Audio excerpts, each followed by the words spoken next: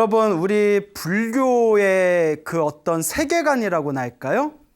그 윤회라는 게 있습니다. 다 들어보셨죠? 네. 윤회. 그래서 바퀴룬자를 쓰고요. 돌회자를 써서 바퀴, 수레바퀴처럼 삶과 죽음을 반복한다는 뜻입니다. 그러니까 여러분들은 전생에 기억 안 나죠? 네. 그리고 다음 생에 뭐가 될지도 모르죠? 네. 하지만 우리 불교적인 관점에서 봤을 때 우리는 시작 없는 옛날부터 끊임없이 윤회를 반복해왔고 또 깨달음을 얻는 그날까지 미래 세상에 끊임없이 윤회를 반복한다고 합니다. 그래서 여러분들은 기억이 안 나시겠지만 과거 전생에 하늘 세계에도 태어나 본 적이 있고 사람으로 태어나서 누릴 거 다 누려본 적도 있고 혹은 짐승으로 태어나서 뭐 유기견이 되었다 본 적도 있고 예. 그리고 또 못된 짓을 해서 지옥에 떨어진 적도 있었고 이미 다 해봤다는 거예요. 그리고 앞으로도 그걸 계속 돌고 돈다는 겁니다. 언제까지? 깨달음을 얻는 그날까지. 그래서 어떤 분이 그래요. 스님, 지구의 수명이 45억 년 정도 되는데 예? 그 45억 년 동안 뭐 인류가 태어난 거는 뭐 몇십만 년이라고 쳤을 때 우리가 여태껏 윤회를 돌고 돈 게 조금 시간상으로 계산이 안 됩니다 이러는데 이거는 굉장히 불교의 우주관을 협소하게 본 거예요. 다른 종교에서는 신이 만드신 세계가 지구 하나밖에 없잖아요.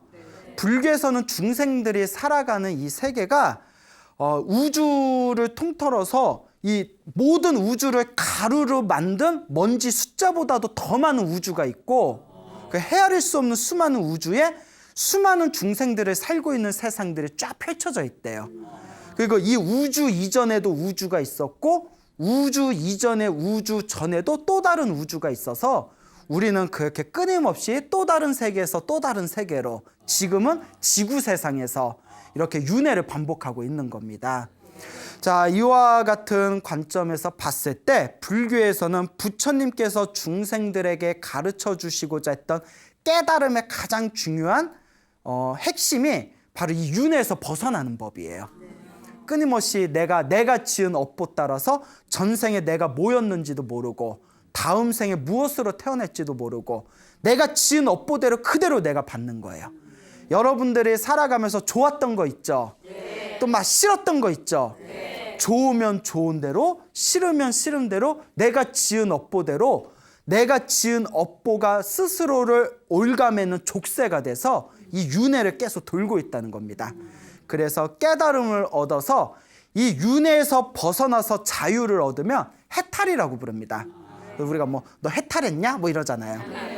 그리고 이 윤회에서 벗어나서 완전한 행복을 얻게 되면 열반이라고 부릅니다. 예, 그래서 해탈과 열반이 불교의 궁극적인 어떤 우리가 지향해야 할 목표점이다. 이렇게 이제 이야기할 수가 있겠죠. 자, 그런데 우리가 다음 세상, 수 없는 세상 윤회를 한다는 것, 깨달음을 얻기 전까지는 윤회를 한다는 것은 부정할 수 없는 사실인데 윤회를 할 때 윤회에 두 가지 방식이 있어요. 첫 번째는 내가 지은 업보대로 내 업에 끄달려서 태어나는 거예요. 이걸 업생이라고 해요. 무슨 생? 업생이라고 합니다. 여러분이 지은 업보의 업대로 태어나는 거예요. 그러니까 내가 사람으로 태어나고 싶어도 산 게 개같이 살았으면 다음 세상에 뭘로 태어나요? 개로 태어나고. 무슨 말인지 알겠죠? 나는 다음 세상에 귀여운 고양이로 태어날 거야 해도 살아왔던 삶이 아주 숭고하고 거룩했으면 죽은 뒤에 하늘세계에 태어나게 되고 내가 지은 업대로 태어나는 거지 내가 원해서 태어나는 게 아니라 내가 지은 업보대로 태어나는 거예요. 그걸 업생이라고 해요. 근데 많은 사람들은 지옥에 떨어지는 길을 싫어합니다. 그렇죠? 어떤 사람들은 지옥이 없다라고도 얘기하지만 부처님께서 분명히 지옥이 있다고 하셨습니다. 근데 여러분들 지옥 가고 싶어요? 안 가고 싶어요? 그렇죠. 하지만 안 가고 싶다고 안 갈 수 있는 게 아니다.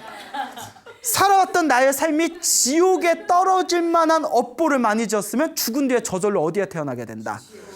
가기 싫어 해도 눈 떠보니 지옥인 거예요. 예, 남 얘기 아니야. 남 얘기 아니야. 예? 남 얘기 아니에요.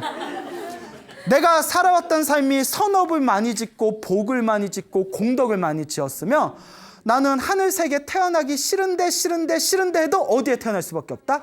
하늘색에 태어나게 되는 거죠. 업보대로 태어나는 게 업생이에요. 업생.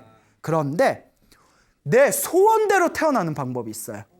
내 소원대로 태어나는 걸 원생이라고 해요. 무슨 생? 원생. 내 원대로 태어난다. 나 이번 생에는 나 한국에서 살았으니까 다음 생에는 나 저기 조금 나 뭐 미국에 가서 거기 날씨 좋은데 태어나서 맨날 바닷가에서 막 이렇게 서핑하고 나 그렇게 살 거야 하고 원을 세워서 그쪽에 태어난다거나. 무슨 얘기인지 알겠죠? 한국에 나 여름 질렸어. 나 좀 시원한 데 태어날래 하면 좀 북쪽에 시원한 데 태어날 수도 있고, 혹은 이번 생에는 내가 평생 스님으로 살면서 내가 세상 일을 너무 몰랐기 때문에 다음 세상에는 스님이 되지 않고 속인으로 태어나서 사회생활하면서 불법을 널리 전할 거야 해서 다음 세상에는 그냥 평범한 세속인으로 태어나는 그런 분들도 있고, 또 어떤 분들은 어떤 노보살님은 아이고 평생 애들 키우면서 절에 다니면서 내 기도나 수행도 제대로 못했는데 다음 생에는 나는 수행하는 스님으로 태어나서 평생 동안 난 수행만 할 거야. 이래서 다음 생에 스님으로 태어나는 경우도 있고, 이렇게 내가 내 원력, 소원에 의해서 다음 생에 결정짓는 걸 무슨 생이라고 한다? 원생이라고 해요. 근데 원생이 쉽겠어요? 어렵겠어요? 겁나 어려워요. 다음 생을 내가 지어놓은 업보를 꿰뚫고 내 원력대로 태어난다는 건 엄청난 수행력이 있어야 됩니다. 그래서 오늘은 원생에 대해서 한번 얘기를 해볼까 합니다. 여러분 업생하고 싶어요? 원생하고 싶어요? 안 돼. 여러분 안 돼. 놓아버려. 자, 웃자간 말이고요.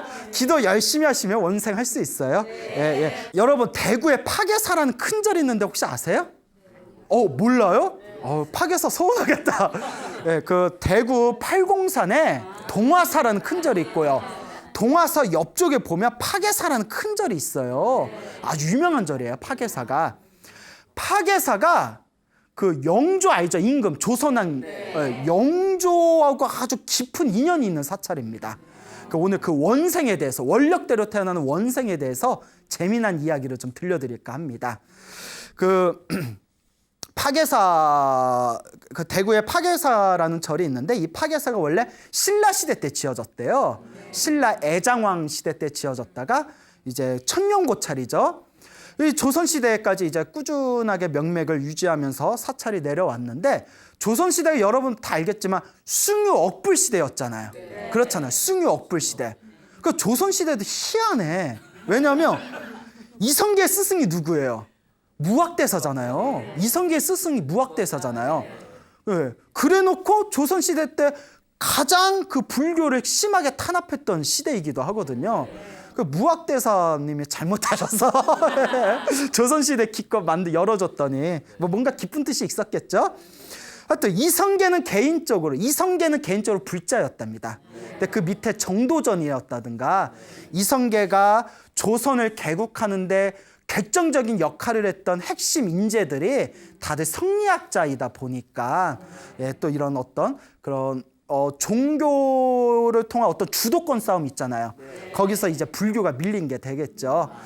그래서 어쨌거나 불교가 조선시대 때 처참하게 이제 탄압을 받게 되는데, 스님들이 살아도 사는 게 아니에요. 완전 막 천민 대우받고 막 유생들의 횡포가 너무 심하고, 너무 힘들었던 게 부역이라고 해가지고 나라에서 백성들에게 일정 부분의 어떤 노동을 시키는 부역이라는 게 있었거든요.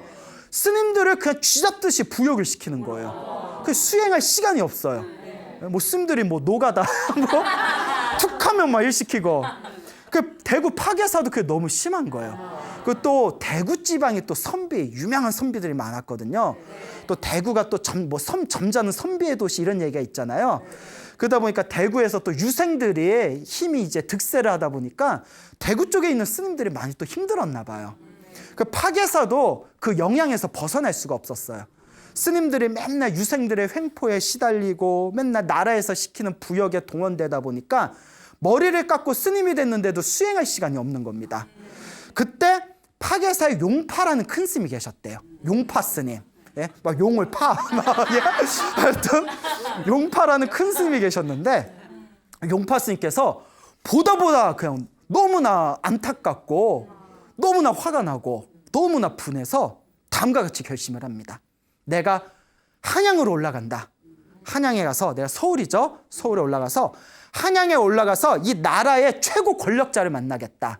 그리고 내가 이 일을 상소해서 내가 우리 파괴사만큼이라도 스님들이 편안하게 수행에만 전념할 수 있도록 내가 어떻게든 내가 일을 내가 꾸며보겠다. 내 이 일을 해결하고야 말리라 하고 이제 딱 원력을 세우십니다. 용파 스님께서 이제 한양으로 올라오셔요. 한양으로 딱 올라왔는데 웬걸? 한양 도성 안에는 스님들이 출입을 못하는 거예요. 거기에 어떤 그 허락이 없이는. 그러니까 용파 스님이 기껏 대구에서 올라왔는데 들어가요, 못 들어가요? 못 들어가요. 예, 어떡하지? 그래서 아직 때가 아닌가 보다 하고 시절 인연을 기다리면서 남대문 있죠. 네, 남대문 밖에서 거기 한양 도성 밖에 남대문 쪽에서 거기서 이제 자신의 숙소를 정해놓고 거기서 이제 기도를 올렸답니다. 간절하게 제 뜻이 성취될 수 있도록 부처님 제발 도와주십시오 하고 기도를 올리면서 사람이 무슨 일을 하든 복을 지어야 됩니다. 장사를 하든 사업을 하든 공부를 하든 큰 일을 이루려면 복이 있어야 돼요. 그러니까 특별히 그런 뭘 하든 일이 저절로 잘 풀리는 분들은 이미 전생에 지어놨던 분들이에요. 근데 이번 생에 내가 지어놓은 게 없는 것 같으면 이번 생에라도 많이 지어놔야 됩니다. 그러니까 우리 그런 거 있잖아요. 뭐 아들이 큰 시험 앞두고 있으면 뭐 사찰에다 큰 시주를 하고 기도를 올린다든가 이런 게 이제 뭐 복을 지으려는 또 아들이 뭐 큰 시험에 가면 뭐 방생하러 다닌다든가 뭐 이런 게 있잖아요. 그러니까 이 용파 스님도 내가 큰 권력자를 만나고 내 뜻을 이루려면 나도 복을 지어야 된다 생각이 되셔서 그 남대문 밖에 한강물에 가가지고 매일 한강물에서 한강을 떠다가 가난하고 없이 사는 사람들한테 물을 공짜로 보시를 올렸대요. 옛날에는 물이 귀해서 물보시가 엄청 컸답니다. 그래서 지금도 신도들이 이렇게 생수 같은 거 사서 부처님한테 이렇게 불단에 올려놓잖아요. 자, 그래서 이제 물보시를 하면서 그거 일념으로 기도를 하면서 부처님 제발 도와주십시오. 그렇게 3년이 지났대요. 3년이 지났는데 아무 변화가 없는 거예요. 그러니까 우리도 많은 불자분들이 100일 기도하면 몇 개월이에요? 3개월이잖아요. 3개월 100일 기도해놓고 효과가 있네 없네 이러면 안 돼요. 적어도 몇 년은 해야 된다? 3년. 3년 했는데도 효과 없으면 어떻게 해야 돼요? 6년. 아우 마음에 든다. 6년 해도 효과 없으면 어떻게 해야 돼요? 예, 안 할 거면서. 내가 효과 없어도 10년 기도한 사람을 내가 못 봤다. 예? 근데 그런 마음이 중요해요. 예, 그러다 말이라도 잘해서 고맙네. 그렇게 3년을 기도했어요. 3년을 기도하다가 속이 막 타는 거예요, 스님이. 3년을 한결같이 기도하고 물보시를 널리 했는 복을 지었는데 너 때가 이르질 않았구나. 그래서 밤 늦게까지 밤을 지새우면서 부처님한테 기도를 올렸대요. 부처님 제발 도와주십시오. 저의 뜻이 성취될 수 있도록 저에게 힘을 주십시오 하면서 기도를 올렸는데 3년이 지나서 밤새워서 기도를 올린 그날 임금 숙종이 꿈을 꿉니다. 예, 숙종 아시죠? 숙종. 예, 봤어요? 예, 예.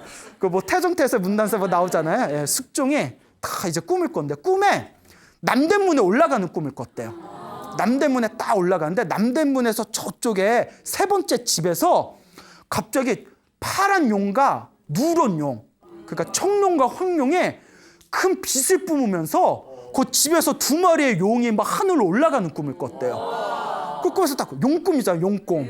용꿈이 이제 용 두 마리가 청룡과 황룡이 막 빛을 뿜으면서 하늘로 날아가는 꿈을 꾸고 꿈에서 딱 낀데, 야, 이건 누가 봐도 보통 일이 아니잖아요. 이런 꿈 꾸면 우리 제일 먼저 어디 가야 돼요? 복권, 로또. 예, 로또. 예. 그래서 근데 그 당시 로또가 있어요, 없어요? 없잖아요. 지금 껐어야 되는데. 그러니까 이제 너무 꿈이 신기하니까 그 다음날 일어나서 믿음직한 신하를 딱 부릅니다. 꿈에서 남대문 쪽에서 세 번째 집이었잖아요.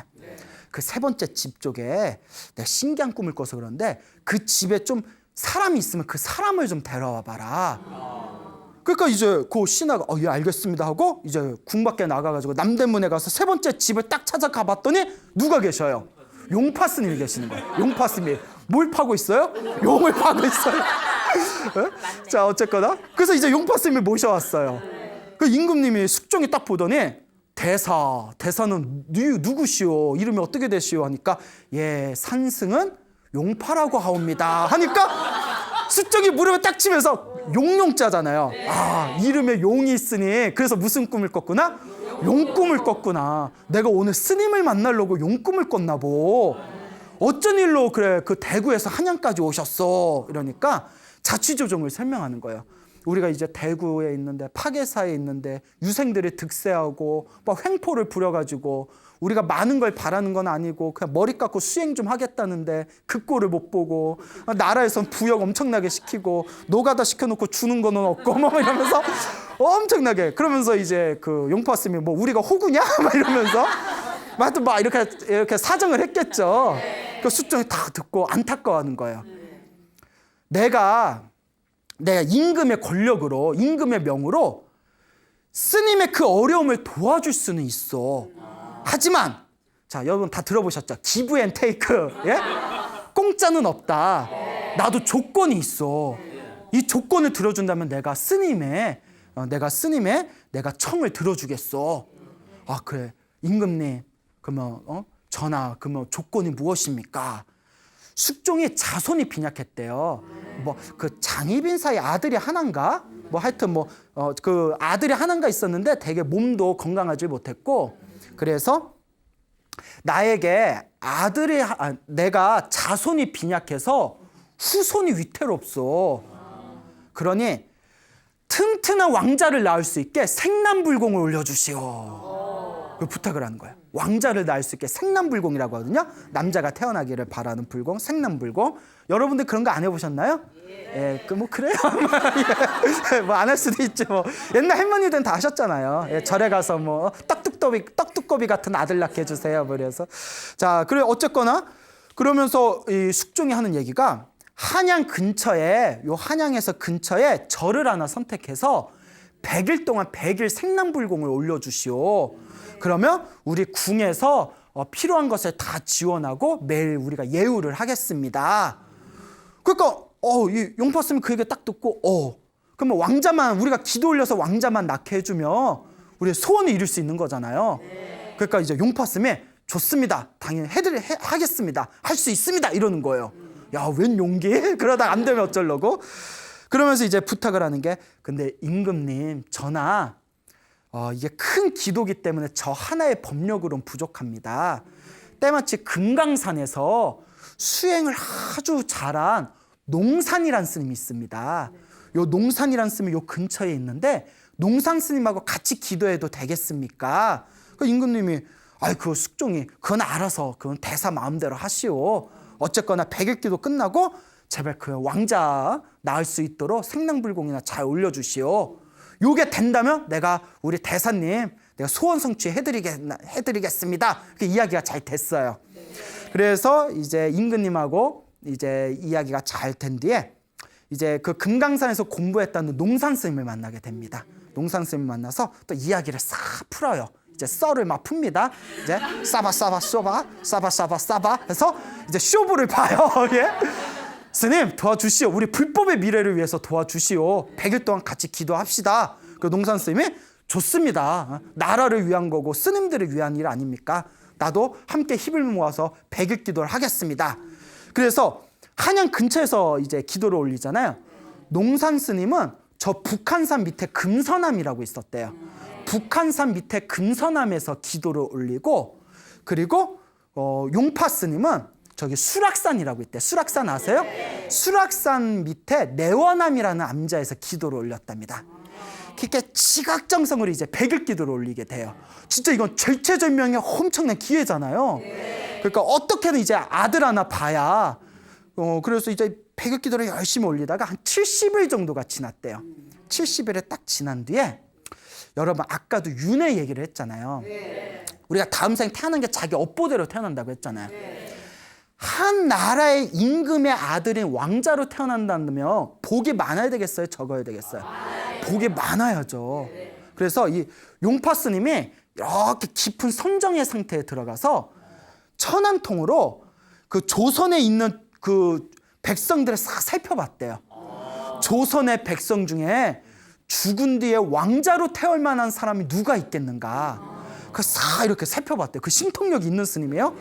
싹 조선 우리 금수강산 그 모든 그 백성들을 싹 이렇게 살펴봤는데 그 수많은 백성들 중에 왕자로 태어날 만한 인연 있는 중생이 있었더라 없었더라?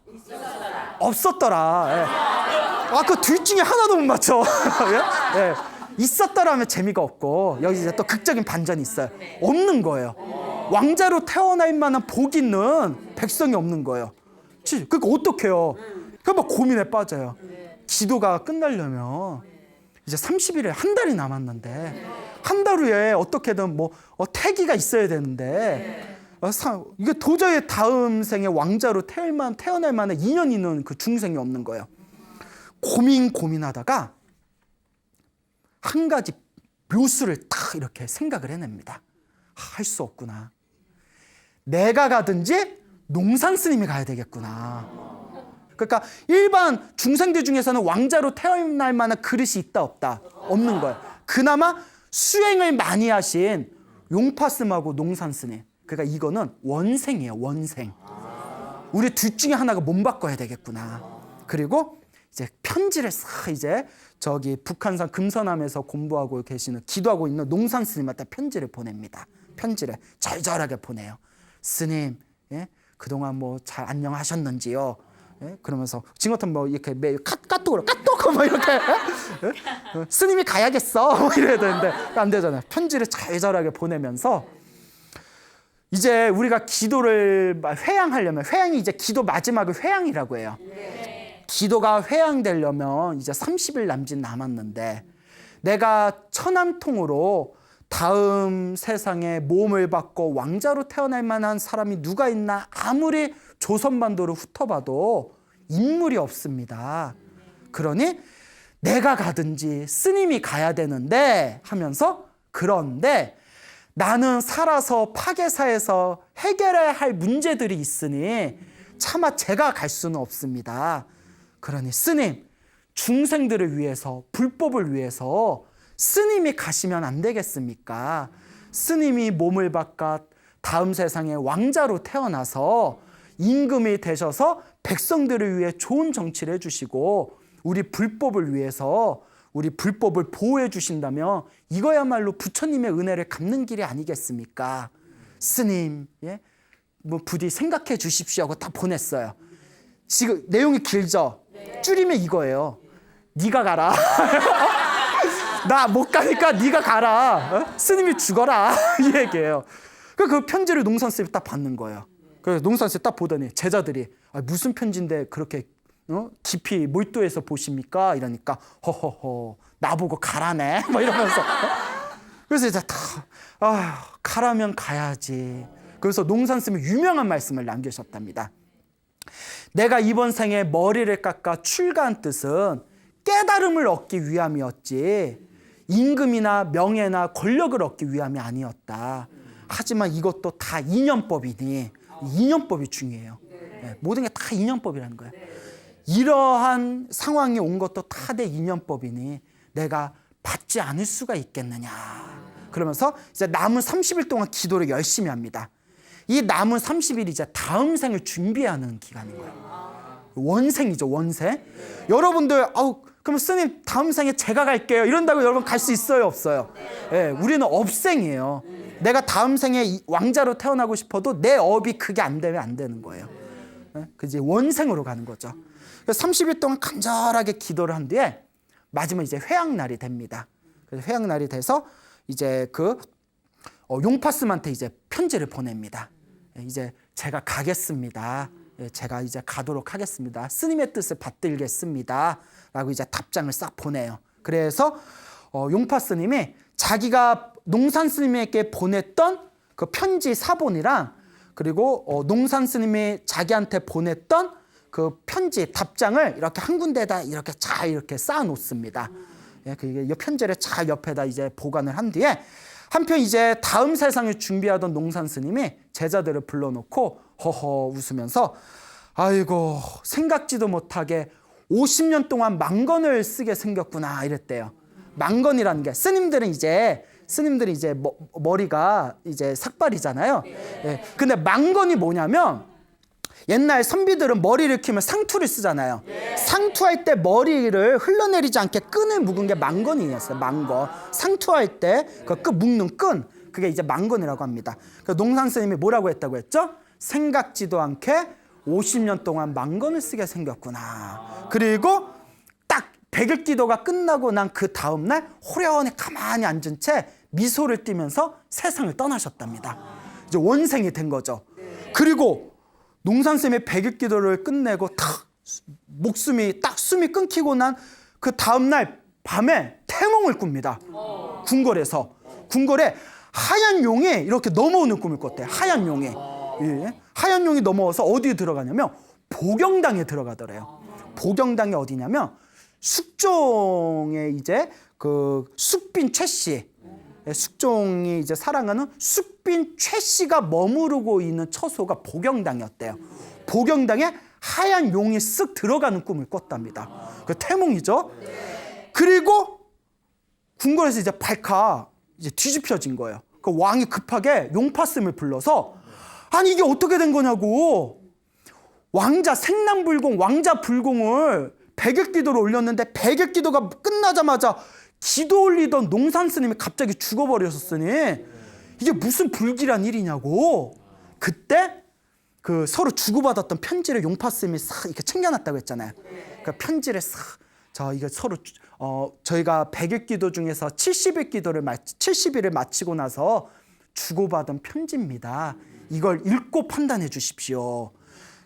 이제 숙종이 그 편지를 봤더니 내용이 이제 뭐 네가 죽어라, 알겠다 오바, 뭐 네가 가라 하와이도 아니고 네가 가라 왕자 이거죠. 그걸 보고 이런 깊은 뜻이 있었냐고. 그 때마침 궁궐에서 이제 무슨 꿈을 꿨어요? 하얀 용 태몽을 꿨잖아요. 그러니까 마음에 의심이 싹 녹는 거예요. 아, 이런 깊은 뜻이 있었냐. 요새 사람들 같으면 이런 거 믿어요, 안 믿어요? 안 믿죠. 어디서 수작이야? 이럴 수도 있는데 옛날 사람들은 하여튼 이야기는 그렇게 흘러가요. 그리고 태몽을 꾸고 며칠 안 돼서 숙빈 최씨한테 태기가 느껴집니다. 태기가 느껴져요. 그때서야 비로소 이 숙종의 마음의 의심과 불안을 다 이렇게 내려놨대요. 그리고 이제 달이 차서 드디어 아주 튼튼한 포동포동한 왕자를 낳게 됩니다. 이 왕자가 나중에 뒷날에 누가 된다? 영조가 되는 겁니다. 영조. 여러분 정조 알죠? 정조의 아버지가 사도세자, 사도세자 아버지가 영조잖아요. 예, 국사 시간에 안 배웠어요? 예, 다 아시죠? 그래서 이제 영조, 후대 영조가 되는 포동포동한 이제 왕자를 낳게 돼요. 왕자를 낳았으니까 100일 생남불공이 성공한 거잖아요. 그래서 이게 역사 기록에 있는 겁니다. 이제 그렇게 누구지? 저기 우리 용파 스님을 만나가지고 용파 스님한테 백일기도 올려달라 이런 얘기는 야사처럼 전해 내려오지만 이제 그 용파 대사에게 숙종이 호를 내려줬다, 이런 거는 분명히 기록에 있대요. 괜히 호를 내려주진 않았을 거 아니에요. 용파 스님에게 뭐라고 호를 내려줬냐면 숙종이 현응이라고 내려줬대요. 근데 뜻이 뭐냐면 현자가 거물 형자에 응답하다 했대요. 응 있죠. 응하다, 응답하다, 응하다. 근데 현자가 거물 현자를 쓰지만 그 뜻이 자전에 보면 신묘하다, 신비롭다, 그런 뜻이 있어요. 신묘하다, 신비롭다. 그러니까 기도를 올려서 신묘함에 그 기도 소원에 응답했다 해가지고 현응이라고 져준 거예요. 현응, 그 신비로움에 이제 응답을 해줬다. 현응이라고 호를 져주고, 그리고 무슨 명을 내리냐면 파괴사를 중심으로 해서 파괴사 사방 40리 안에 있는 곳에 세금을 걷어다가 어디다 줘라? 파괴사에 줘라 라고 했대요. 사방 40리면 어마어마하게 세금을 많이 거치잖아요. 그런데 우리 같으면 덥석 받았을지도 몰라. 와, 로또다 막 이러면서. 근데 용파, 이 현응 용파 스님이 엄청 지혜로우신 분이잖아요. 딱 이렇게 얘기합니다. 전하, 저희는 그 세금이 필요 없습니다. 대신 따로 소원이 있습니다. 그게 뭐냐? 역대 왕실에 왕들의 위패를 파괴사에 모실 수 있도록 해주십시오. 저희가 매일매일 그 돌아가신 왕들을 위해서 기도를 올리고 싶습니다. 극락왕생 기도를 올리겠습니다. 그 숙종은 기분 나빠요, 좋아요? 좋죠. 자기 조상님들 기도 올려주겠다. 아까 용포대사 쿨하다. 아니, 오히려 내가 고마운데 어떻게 그런 것까지 해준다고 해서 허락을 해줬답니다. 역대 왕들의 위패 모시는 것도 자기 마음대로 못하잖아요. 왕의 허락을 받고 딱 이제 파괴사에다가 그 역대 왕들의 위패를 모셨는데 이게 신의 한 수였어요. 잘 생각해 보세요. 유생들이 막 횡포를 불렸잖아요. 그런데 왕들의 위패를 모셔놓은 사찰에서 횡포 부릴 수 있어요, 없어요? 없죠. 바로 한양행이죠. 예? 바로 지옥행이죠. 예? 그러니까 유생들이 이제 파괴사에 와서는 횡포를 못 부리는 거예요. 그리고 왕실의 보호를 받는 사찰이다 보니까 스님들의 함부를 불러서 일을 시킬 수 있다, 없다. 그러니까 이제 부역에서 자유로워진 거예요. 그 뒤로 파괴사 스님들이 오로지 수행에만 전념할 수가 있었대요. 이와 같은 일화가 있습니다. 그래서 아니나 다를까 이제 그러면 이 영조 이제 숙종의 아들인 뒷날에 영조가 되는 이 분은 결국 전생에 누구였다? 네, 농산 스님이었다는 거죠. 농산 스님이 원생으로 태어나게 된 거다. 근데 이 이야기가 불교 설화로 끝나는 게 아니라 1979년도에 그 파괴사의 관세음보살상이 있대요.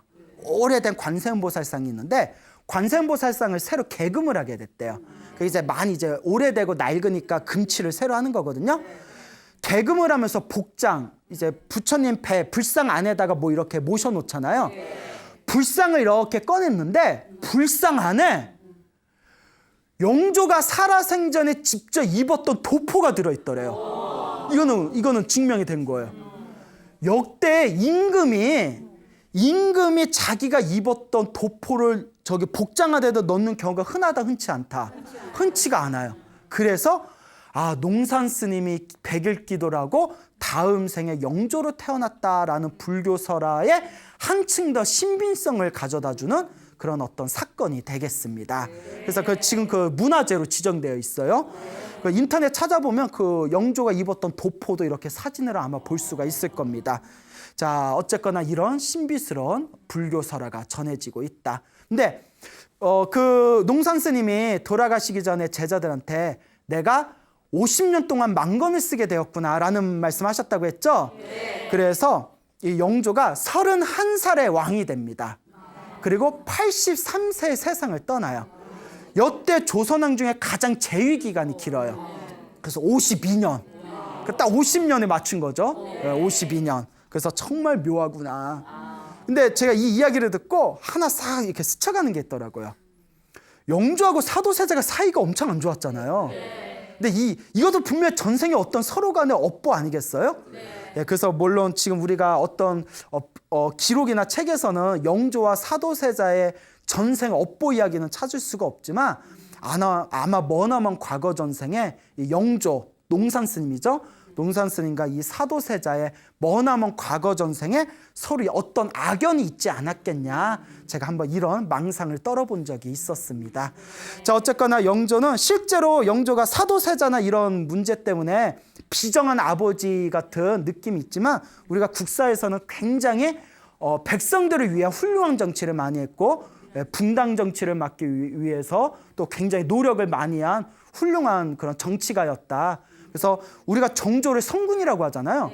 정조의 어떤 훌륭한 정치의 밑바탕이 영조가 털을 잘 닦아놨기 때문이다. 또 실제로 이런 학설이 있습니다. 자, 어쨌거나 이와 같이 다음 생을 자기가 결정할 수 있는 원력에 의해서 태어나는 삶, 이걸 뭐라고 부른다? 원생이라고 부른다라는 걸 명심하시기 바랍니다. 그러니까 여러분들도 다음 생에 업생하지 말고 웬만하면 뭐 해라? 원생해라. 근데 지금 수준으로는 될 것 같다, 안 같다? 예, 안 돼. 어디 얼굴 보자. 아유, 멀었어. 예. 기도를 많이 하셔야 돼. 알겠죠? 예. 또 제가 이렇게 얘기하면 또 이제 어떤 사람은 속으로 이렇게 생각할 수 있어요. 니나 잘해라, 뭐 이럴 수도 있어요. 예? 그런 분 안 계시죠? 예. 있구나. 자, 어쨌거나 웃자가 한 말이었고요. 자, 이런 또 원생과 관계된 또 재미난 얘기가 조선시대 때 있습니다. 여러분 부산 아시죠? 부산의 가장 유명한 사찰 중에 범어사라고 있지 않습니까? 범어사에 조선시대 때 낭백이라는 스님이 계셨답니다. 이 낭백이라는 스님이 계셨는데 이 낭백 스님께서도 그 일찍 출가해서 열심히 수행을 하셨는데 이 부산에서 맨날 유생들에 의해서 탄압받고 항상 부역 때문에 스님들이 끌려나가서 일하느라 수행에 집중할 수 없는 이런 상황을 보고 너무나 안타까움을 느낀 거예요.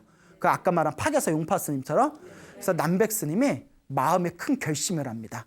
그리고 매일매일 그 부처님 앞에서 다음과 같이 서원을 세웠답니다. 부처님, 제가 빨리 죽게 해주십시오. 제가 빨리 죽어서 다음 생에 큰 권력자로 태어나게 해주십시오. 제가 큰 권력을 가지고 태어나면 제가 우리 범어사의 스님들이 오로지 수행에만 전념할 수 있도록 제가 힘을 쓰고 싶습니다. 그러니까 제가 빨리 죽어서 다음 세상에 좋은 가문에 태어나서 제가 큰 벼슬을 얻도록 해주십시오라고 매일매일 기도를 올렸답니다. 대단한 거죠. 그러면서 이 낭백 스님이 그냥 기도만 올리면 복이 부족하잖아요. 그래서 여러분 뭐든지 자기의 원이 성취되려면 복을 많이 지어야 됩니다.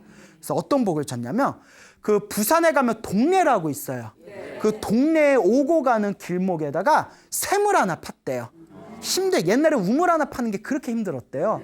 힘들게 샘을 파서 오고 가는 행인들이 쉬었다가 시원한 물을 마실 수 있도록 샘물을 파고 그리고 그 근처에다가 밭을 개간했대요.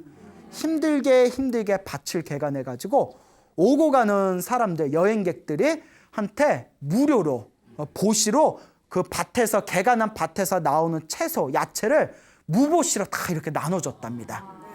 그리고 또 부산에 가면 기장이라고 있대요. 기장. 예, 다 아세요? 부산에서 오셨나? 기장에 올라가는 고갯길에 조그만 초갓집을 져가지고 거기서 집신을 삼아서 그 고개를 지나가는 여행객들한테 무료로 집신을 다 이렇게 나눠줬답니다. 이렇게 평생을 힘들게 복을 짓고 매일매일 기도를 하면서 부처님, 제가 빨리 죽게 해주십시오. 제가 빨리 죽으면 다음 세상에 좋은 집안에 태어나서 큰 벼슬을 얻게 해주십시오. 그래서 우리 범어사 스님들이 편안하게 공부에만 전념할 수 있도록 제가 그렇게 크게 힘을 쓰고 싶습니다. 도와주십시오라고 매일 기도를 올렸답니다. 이쯤 되면 이제 업생, 원생, 이제 원생이죠. 복을 짓고 기도를 하면서 다음 생을 계획하는 거예요. 그렇게 복을 짓고 이제 그 기도를 하다가 드디어 어느 날 자신의 수명이 다했음을 딱 알게 됩니다. 이제 기도 많이 하다 보면 그런 게 딱 촉이 오나 봐요. 얼마 안 남았네 뭐 이렇게. 그래서 숲에 들어가셨답니다. 왜 숲에 들어가셨냐? 숲에 들어가서 굶주린 삼진승들한테 먹이를 주려고. 자기 몸을 마지막으로 보시하는 최고의 보시행이에요. 숲에 들어가서 내 몸뚱이라도 먹어서 배를 채워라 짐승들아 해서 산에 들어가서 고요하게 숨이 끊겼다고 합니다. 그리고 오랜 세월이 지난 뒤에 그 경상도 감찰사에 순찰사에 조엄이라는 이름의 관리가 왔답니다. 조엄. 예, 조엄이라는 관리가 경상도 순찰사로 와서 그 동네 있죠, 동네군. 예, 그 부산에 있는 동네군에 이렇게 순찰을 왔대요. 근데 날씨가 너무 좋더래요. 날씨가 너무 좋으니까 여기 어디 경치 좋은 데가 있느냐? 요쪽 동네 저기 범어사라는 절이 있는데 경치가 아주 기가 막힙니다. 그래, 범어사? 한번 가보자. 그 범어사에 다 이렇게 갔는데 고향에 온 듯한 느낌이 들더래요. 이제 눈치가 빠르신 분은 느껴지죠? 이거 어디서 많이 와본 것 같은데? 어디서 많이 와본 것 같은데? 이걸 우리가 전문 용어로 데자뷰 현상이라고 있는데 아시죠? 어디서 많이 본 것 같아요. 데자뷰. 예? 자, 그래서 고향에 온 것 같은 느낌에서 이제 법당에서 부처한테 이렇게 절을 올리고 주지 스님이 멀리서 큰 이제 저 관리가 왔다니까 이렇게 모신 거예요. 이제 젊은 관리를 모신 뒤에 이렇게 차를 나누고 이런 대화를 하다가 그 주지 스님하고 이런 대화를 하다가 조엄이 그 관리가 조엄이라는 이름의 관리가 여기 뭐 힘든 일은 없습니까? 하니까 주지 스님이 기다렸다는 듯이 절이 막 부역이 많아서 스님들이 수행하기도 힘들고 어렵고 괴롭고 막 하니까 갑자기 조엄이 가슴이 두근두근 뛰더래요. 막 가슴이 뛰더니 그런 일이 있었습니까? 그걸 제가 해결해 드리겠습니다. 스님들이 오로지 공부에만 전념할 수 있도록 제가 해결하겠습니다 이러더래요. 깜짝 놀라가지고 주지스님이 참 이상합니다. 사실 오늘 예전에 낭백이라는 스님이 계셨는데 이 낭백 스님께서 자기가 다음 세상에 죽어서 다음 세상에 태어나며 큰 벼슬 관리로 태어나서 이 범어사 스님들이 수행에만 전념할 수 있도록 모든 일을 다 해결해 주겠다고 항상 원력을 세웠는데 오늘이 낭백 스님 제삿날입니다. 제삿날에 우리 젊은 관리가 오셔서 범어사 문제를 다 해결해 주겠다고 하니 혹시 낭백 스님이 죽어서 이번 생에 우리 조엄이라는 관리로 오신 게 아닌가 저는 그런 생각이 듭니다 이러더래요. 그래서 아니나 다를까 이 조엄이라는 이 관리가 범어사 스님들이 수행하면 전념할 수 있도록 부역을 다 면제해 줬다라는 이야기가 전해지고 있습니다. 이 조엄이라는 관리가 항상 백성들을 위한 정치를 했는데 여러분 고구마 좋아하세요? 네. 일본에서 우리 굶주리는 백성들을 위해서 최초로 고구마를 수입해 오신 분이 누구다? 이 조엄입니다. 예, 그 고구마 하면 이제 조엄, 위인전에도 나와요. 고구마 할아버지 조엄 해가지고. 그래서 이 조엄이 평생토록 백성들을 위한 정치를 했고, 그리고 불사를 굉장히 많이 행했답니다. 수많은 절을 다니면서 불사를 많이 행했고, 그리고 한 번도 자기가 전생에 낭백 스님이었다는 말을 당신 입으로는 한 번도 내뱉은 적은 없었지만 수많은 사람들이 아마도 낭백 스님의 후신일 것이다, 낭백 스님의 원생으로 온 걸 것이다 라고 사람들이 여기고 조엄을 낭백 스님의 후신이다라는 그런 소문이 퍼지게 되었다고 합니다. 그래서 지금도 그 범어사의 어상교라는 다리 밑에 비석들을 모아놓은 비석골이 있대요. 그 비석골에 조엄을 위한 비석을 따로 세워놨답니다. 그래서 우리 불교설화에서는 그 낭백 스님의 죽어서 후신으로 이 조엄이라는 이 선비가 태어나게 되었다라는 그런 재미난 설화가 전해지고 있습니다. 이렇게 여러분들에게 오늘 업생과 원생에 대해서 말씀을 드렸습니다. 업생은 내가 지은 업보대로 내가 좋든 싫든 다음 생을 받게 되는 거. 그리고 원생은 다음 생을 내 원력대로, 내 소원대로, 내 원하는 대로, 내 모습대로 받는 거. 이게 바로 원생이 되겠습니다. 그러니까 여러분, 우리는 업생을 해야 될까요? 원생을 해야 될까요? 예, 여러분, 기도를 많이 하시고 복을 많이 지으시고 좋은 원력을 계속 심어 놓으면 반드시 다음 생에 원생을 하시게 될 겁니다. 여러분, 행복해지고 싶습니까? 네. 행복한 삶을 창조하고 싶습니까? 네. 복을 지으십시오. 선업을 지으십시오. 공덕을 쌓으십시오. 복과 선업과 공덕의 힘이 여러분들을 진정한 행복의 길로 이끌어 줄 것입니다. 오늘 여기서 마치겠습니다. 소중한 나 무한 행복.